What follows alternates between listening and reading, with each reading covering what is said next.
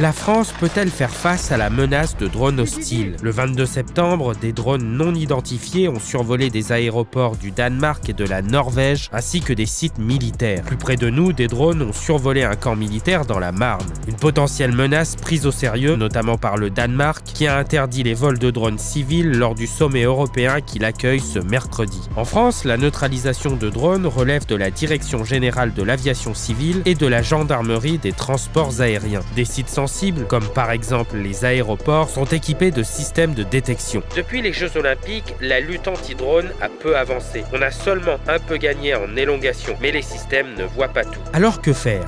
Les abattre? D'un point de vue technique, et souvent dans un contexte de guerre, on peut bien sûr tirer sur un drone. Or en ville, les risques sont importants, comme celui que l'engin s'écrase sur un civil ou une infrastructure sensible. Les brouiller? Des fusils brouilleurs permettent de cibler un drone suspect en coupant la liaison avec son opérateur. L'appareil se pose alors ou retourne à son point de décollage. Mais cela n'est pas toujours possible en raison du niveau de protection de l'engin et du risque de brouiller ce qu'il y a autour dans un environnement dense, ce qui pose problème dans un aéroport. Enfin, d'autres systèmes ont été imaginés comme faire appel à des aigles, mais les résultats n'ont pas été si concluants. Des drones lançant des filets ont aussi été testés. En résumé, neutraliser militairement un drone en zone urbaine serait une mesure ultime seulement si elle est considérée comme sérieuse.